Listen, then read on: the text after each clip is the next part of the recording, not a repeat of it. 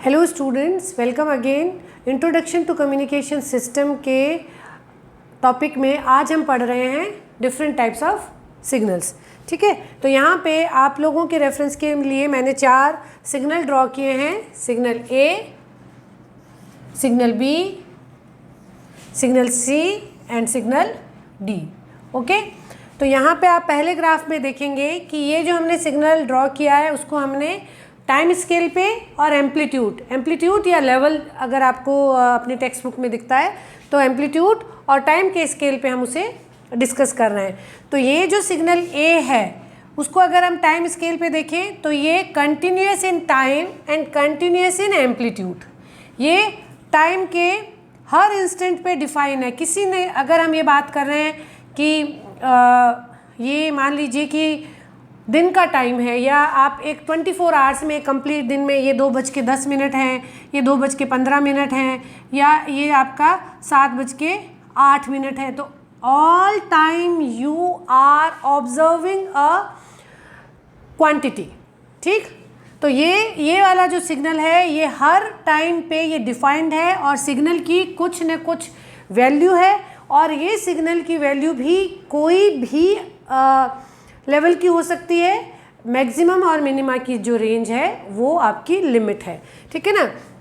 तो for example अगर हम राजस्थान के किसी एक सेमिनार हॉल का ऑल टाइम अगर हम टेम्परेचर रिकॉर्ड कर रहे हैं तो राजस्थान में रेंज मान लेते हैं कि सर्दियों में आपका 3 डिग्री से लेके 20 डिग्री तक है, गर्मियों में वो आपका 25 डिग्री से लेके 43 डिग्री तक है। तो रेंज है लेकिन वैल्यू कुछ भी हो सकती है।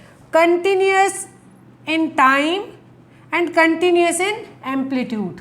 ओके, ऐसा नहीं हो सकता कि टेम्परेचर आपका 3.24 डिग्री नहीं आएगा। ठीक, तो any value can be achieved at any time. तो यहाँ पे आप किसी भी वक्त पे आप इस सिग्नल को, इस इंफॉर्मेशन को डिकोड कर सकते हैं। हर वक्त और हर वैल्यू पे आपको इसकी इंफॉर्मेशन अवेलेबल है। तो इस तरह के सिग्नल को हम बोलते हैं continuous in time and continuous in amplitude, continuous in amplitude, continuous in time. ठीक है, एग्जाम्पल हो गया room temperature, all time room temperature. आपकी जो डिवाइस है वो ऑल टाइम रिकॉर्ड कर रही है और इस तरीके का ग्राफ बनेगा। ठीक, अब आपको ऐसा लगता है कि इतना रूम टेम्परेचर को रिकॉर्ड करना नेसेसरी नहीं है, रेदर देन आप एक थोड़ा सा एडवांसमेंट की तरफ जाएं और आप एक ऐसी डिवाइस लें जो हर 1 घंटे में या हर 30 मिनट में या हर 15 मिनट में रूम का टेम्परेचर रिकॉर्ड करती है, उसे स्टोर करती है और फिर बंद हो जाती है। ठीक है, तो ये ऑल टाइम रिकॉर्ड कर रही है। इसका एनर्जी कंजम्पशन और इसका data capacity, data storage capacity काफ़ी हाई होना चाहिए। तो इससे आप मूव करें सेकेंड मोड ऑफ रिकॉर्डिंग में। अब ये है अभी भी टेम्परेचर रिकॉर्डिंग आपका सिस्टम, लेकिन ये कर रहा है 9 बजे, 10 बजे, 11 बजे या फिर आप हाफ एन आवर के। तो अब टाइम जो है वो हो गया है डिस्क्रीट। आप एक डेफिनेट टाइम पे ही आपकी मशीन जो है वो टेम्परेचर को रिकॉर्ड कर रही है। तो इस तरीके का सिग्नल डिस्क्रीट इन टाइम, आपके लेवल्स डिफाइंड है, डिस्क्रीट है, it's not all time, continuous नहीं है। ठीक, तो यहाँ पे आपने डिस्क्रीट टाइम पे, डिस्क्रीट को आप लेवल स्टेप्स में समझ सकते हैं कि स्टेप्स हुआ या इंस्टेंट, या जैसे अगर आप चॉपिंग करते हैं तो पार्ट्स। ठीक, इस तरीके से आप समझने की कोशिश कीजिए। तो ये सिग्नल डिस्क्रीट इन टाइम है। अब अगेन टेम्परेचर की कोई भी वैल्यू हो सकती है। टेम्परेचर 3.24 भी हो सकता है, 3.963 भी हो सकता है। ठीक, रेंज के अकॉर्डिंग। तो इस टेम्परेचर की वैल्यू आप डिस्क्रीट टाइम पे ले रहे हैं, लेकिन एम्पलीट्यूड आपका अगेन कंटिन्यूस हो सकता है। कंटिन्यूस मीन्स 19.36 डिग्री, या आपका मान लेते हैं 15.03 डिग्री। किसी भी एम्पलीट्यूड का आपका टेम्परेचर उस वक्त आ सकता है। तो ये हो गया है रूम टेम्परेचर आर्ली बेसिस। ठीक है। तो ये ऐसा बनेगा। अगर आप रूम टेम्परेचर को आर्ली बेसिस पे आपने ऐसी मशीन लगा दी तो आपको इस तरीके का रिकॉर्ड दिखेगा और आपको रीडिंग्स दिखेंगी। यहाँ पे एक बात ध्यान दीजिएगा कि 9 से 10 के बीच में टाइम स्केल पे कुछ भी नहीं। इसका मतलब ये नहीं है कि टाइम 0 है, बस उस वक्त की रीडिंग हमारे पास नहीं है। हमारी इंफॉर्मेशन केवल डिस्क्रीट लेवल पे डिफाइंड है। ओके, ठीक। तो ये हो गया continuous in amplitude, discrete in time. ठीक। उसके बाद में तीसरा एग्जाम्पल लेते हैं। इस तरीके के सिग्नल्स या ग्राफ वो हैं जो कंटिन्यूअस इन टाइम है और डिस्क्रीट इन एम्पलीट्यूड है।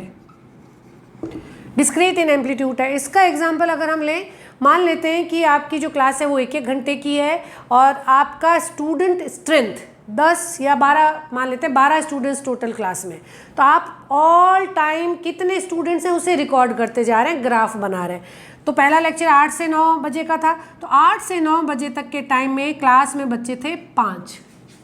नेक्स्ट लेक्चर के लिए दूसरे सब्जेक्ट की टीचर आई, 2 और स्टूडेंट्स आए, तो 9 बजे से 10 बजे तक जो है वो आपके बच्चे 2 बच्चे और आ गए, स्टूडेंट हो गए 7। नेक्स्ट लेक्चर में हो सकता है कि स्टूडेंट्स मूव किए या किसी स्टूडेंट ने अपने किसी काम से गए या क्लास बंक मारी, तो 10 से 11 बजे की क्लास में आपके इस पूरे टाइम तक स्टूडेंट्स जो थे वो रहे 3। तो ये जो सिग्नल है वो डिस्क्रीट इन एम्पलीट्यूड है। डिस्क्रीट का मतलब that is having a pre defined number. Discrete में आपकी वैल्यूज़ कुछ कंप्लीट नंबर में होगी और वो नंबर भी एक रेंज में होंगे। यहाँ ध्यान देने की बात है, जब हम सिग्नल को डिस्कस करते हैं तो सिग्नल आपका जो लेवल है या जो उसकी वैल्यू है वो एक रेंज आपके पास अवेलेबल होती है।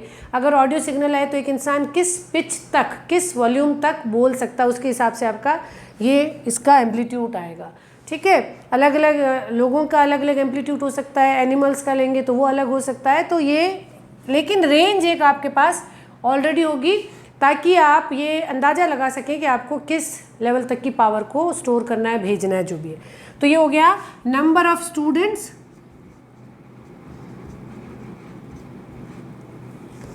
In class. ठीक है, इन क्लास। तो ये आपका हो गया discrete in amplitude and continuous in time. अब उसके अलावा कि नेक्स्ट टीचर को ये लगता है या ग्राफ जो हम ड्रॉ करें उन्हें ऐसा लगता है कि हमें इसकी कोई ज़रूरत नहीं है कि आप ऑल टाइम इस रिकॉर्ड को मेंटेन करें। आप केवल जब भी क्लास शुरू हो, क्योंकि जो हम ये इमेजिन करते हैं कि एक बार क्लास शुरू होने के 5 मिनट में जो बच्चे आ गए वो कम से कम एक ड्यूरेशन तक रुकेंगे ही। तो अगर हम स्टूडेंट का नंबर केवल क्लास के शुरू होने के 5 मिनट में ही रिकॉर्ड कर लें तो इस तरीके का ग्राफ बनेगा। और ये जो ग्राफ बना है वो डिस्क्रीट इन एम्पलीट्यूड और डिस्क्रीट इन टाइम है। यहाँ पे भी रेंज आपके पास प्री डिफाइंड होगी और जो सैंपल, ये जो टाइम सैंपल का इंटरवल है वो भी आपका डिफाइंड होगा। और इस तरीके का जो सिग्नल होता है बेसिकली उस सिग्नल को हम डिजिटल सिग्नल बोलते हैं। ओके। और इस तरह के सिग्नल को हम एनालॉग सिग्नल बोलते हैं। एक्चुअली स्टूडेंट्स जब सिग्नल को पढ़ते हैं तो वो इस सिग्नल को भी डिजिटल सिग्नल समझ लेंगे। ठीक है। और इस सिग्नल को भी एनालॉग सिग्नल समझ लेंगे। तो यहाँ ध्यान देने की बात है कि ये इंटरमीडिएट स्टेजेस हैं। ये इस तरीके से इस तरीके में आने के डिफरेंट पार्ट्स हैं, लेकिन ये कंप्लीट आपका एनालॉग सिग्नल है और ये कंप्लीट आपका डिजिटल सिग्नल है। डिजिटल सिग्नल का मतलब ये कि आपके पास मशीन को समझने के लिए कुछ प्री डिफाइंड लेवल्स हैं। मशीन को इन्हीं लेवल्स के बीच में समझना है और डिफरेंट इंस्टेंट्स में समझना है।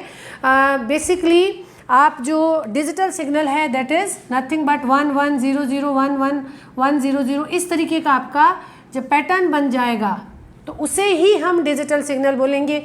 ये है वोल्टेज लेवल और ये है बिट टाइम। ठीक है, पहले नंबर पे ये। तो इस तरीके का सिग्नल जिसमें लेवल आपके पास डिस्क्रीट लेवल 2 ही है, 1 और 0, और ये इंस्टेंट जो है वो डिफाइंड है, डिपेंड करता है। अगर आप MBPS की डेटा रेट भेज रहे हैं तो आपको हर माइक्रो सेकेंड में एक बिट मिलेगी, एक लेवल मिलेगा। अगर आप kbps में मिल रहे हैं तो हर मिली सेकेंड में एक बिट आएगी, एक लेवल आएगा।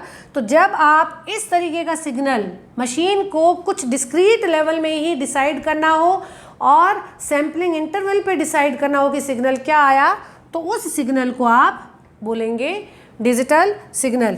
ये पॉसिबल आउटकम है, लेकिन जो पॉपुलर आउटकम होगा वो इस तरीके का आपका इस तरीके का रहेगा 1 1 0 0 1 1 1 0 0। तो ये आपका बन जाएगा डिजिटल सिग्नल। ठीक है, तो आई होप कि आप डिजिटल सिग्नल और एनालॉग सिग्नल जो है उसको समझ पाए कि होता क्या है।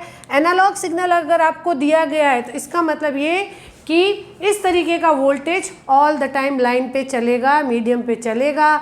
आपके मीडियम को ये सारी रेंज पढ़नी आनी चाहिए। और अगर डिजिटल सिग्नल चल रहा है तो +1 -1 या +1 और 0 ऐसा कुछ वोल्टेज लाइन पे चलेगा और आपकी मशीन को केवल 2 ही लेवल में से डिसाइड करना। एनालॉग सिग्नल अगर आप भेज रहे हैं तो आपकी मशीन को ऑल टाइम अवेयर रहना पड़ेगा, उसमें बहुत प्रिसाइज डिफरेंस को नोटिस करने की कैपेसिटी होनी चाहिए, उसमें पावर जो है वो हाई पावर हैंडलिंग कैपेसिटी होनी चाहिए। तो आपका जो सिस्टम है वो कॉस्टलियर हो सकता है।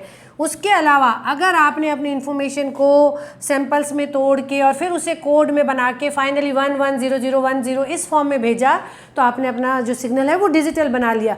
अब आपकी मशीन को केवल 1 और 0 +5 वोल्ट 0 वोल्ट +5 वोल्ट -5 वोल्ट कुछ ही लेवल्स को आइडेंटिफाई करना है। आपकी मशीन ऑल टाइम सिग्नल को ट्रेस नहीं कर रही है और जो पावर है, जो बिट्स भेजी जाती है वो बहुत लो वैल्यू के वोल्टेज में भेजी जा सकती है। तो बहुत कम पावर में आपकी मशीन जो है वो इंटरप्रिटेशन कर पाती है। तो डिजिटल सिग्नल को समझना, स्टोर करना और हाई स्पीड डेटा ट्रांसमिशन हो सकता है डिजिटल डेटा के साथ। तो आपका डिजिटल सिग्नल ये कैरेक्टरिस्टिक्स लेके आता है, एनालॉग सिग्नल ये कैरेक्टरिस्टिक्स लेके आता है। तो फिर क्यों ना हम डिजिटल ट्रांसमिशन ही करें। लेकिन जो भी आपकी रियल टाइम सिग्नल्स हैं, मैं जो बोल रही हूँ वो आप वीडियो देख रहे हैं, आप कोई मूवी देख रहे हैं, आप कुछ टेक्स्ट दे रहे हैं, all real time signals are analogue signal. All real time signals are analogue in nature. तो आप इस एनालॉग सिग्नल को इस लेवल में, इस फॉर्म में कन्वर्ट करते हैं and that conversion do ask for a पे ऑफ। आपको कन्वर्जन के वक्त कुछ क्वांटाइजेशन एरर या जो आप जब इसमें करेंगे तो कुछ हाई स्पीड के आपको प्रोसेसर चाहिए होंगे, आप में कुछ नॉन कन्वर्टेबल एरर आपके आ जाने हैं। तो ये कन्वर्जन अपने आप में एक कॉस्टलियर अफेयर है। एक बार कन्वर्जन हो गया उसके बाद इसकी प्रोसेसिंग बहुत आसान है। तो एनालॉग जो सिग्नल है वो आपका अपने आप में अपने कैरेक्टरिस्टिक्स रखता है। डिजिटल सिग्नल जो ऑल द मशीन लेवल जो लैंग्वेजेस हैं जो आपके कंप्यूटर नेटवर्क में है, कंप्यूटर नेटवर्क सिग्नल्स है या आपके जो डिजिटल डेटा कॉम है, सब में जो भी डिवाइसेस है सब डिजिटल सिग्नल को हैंडल करती है।